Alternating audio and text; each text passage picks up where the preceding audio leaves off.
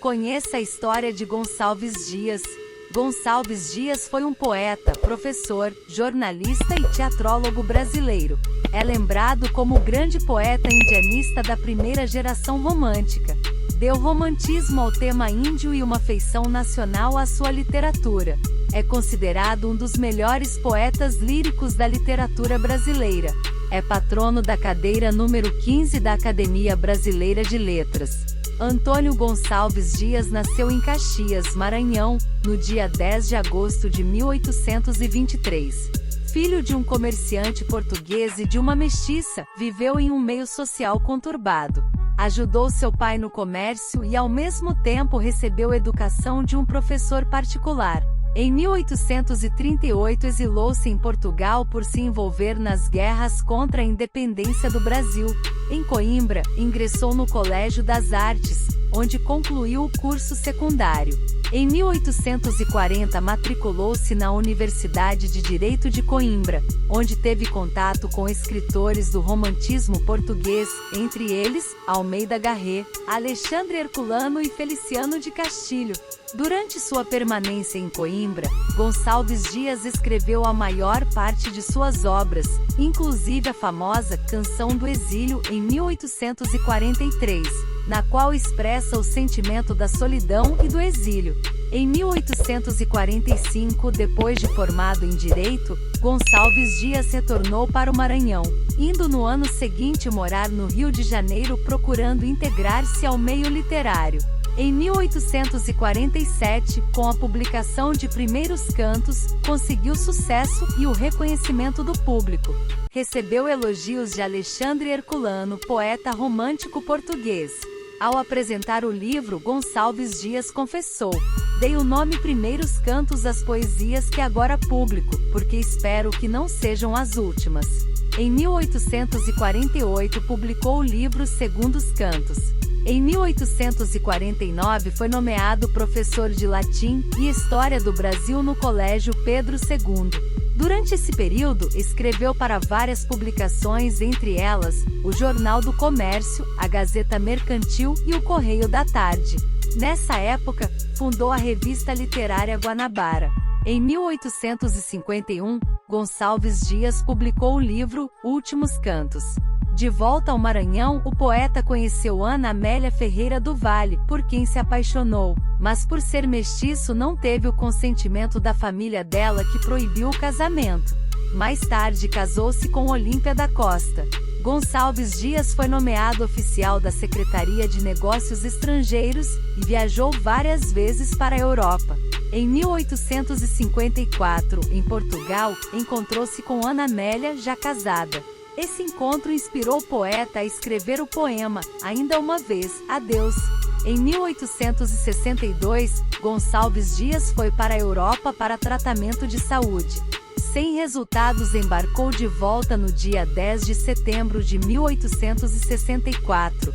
Porém, o navio francês Ville de Boulogne em que estava, naufragou perto do farol de Itacolumi, na costa do Maranhão, onde o poeta faleceu. Gonçalves Dias faleceu na costa do Maranhão, no dia 3 de novembro de 1864. Gonçalves Dias é considerado o grande poeta romântico brasileiro. A história do romantismo no Brasil se confunde com a própria história política da primeira metade do século XIX.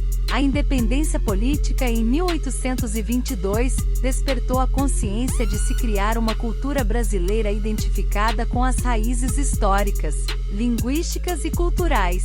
Gonçalves Dias fez parte da primeira geração de poetas românticos brasileiros.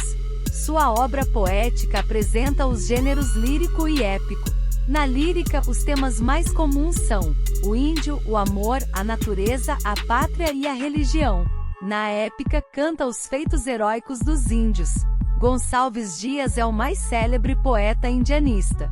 Exaltou a coragem e a valentia do índio, que passa a ser o personagem principal, o herói. Entre os principais poemas indianistas destacam-se Marabá, O Canto do Piaga Leito de Folhas Verdes e principalmente Ijuca Pirama, considerado o mais perfeito poema épico indianista da literatura brasileira, desenvolvido em 10 cantos, que focaliza o lamento do guerreiro tupi, preso em uma aldeia tibira. A parte amorosa contida nos versos de Gonçalves Dias foi inspirada por Ana Amélia Ferreira do Vale. O poeta amou a jovem, cujo casamento não foi permitido pela família. A recusa causa-lhe penosos sofrimentos, por ele registrados nos poemas Se Morre de Amor, Minha Vida e Meus Amores, e o mais conhecido poema de amor impossível, Ainda Uma Vez, Adeus. Como poeta da natureza, Gonçalves Dias canta as florestas e a imensa luz do sol. Seus poemas sobre os elementos naturais conduzem seu pensamento a Deus. Sua poesia sobre a natureza se entrelaça com o saudosismo.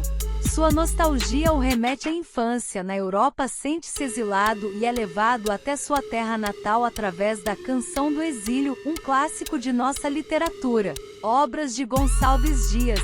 Beatriz Sense, Teatro, 1843. Canção do Exílio, 1843. Patul, Teatro, 1843.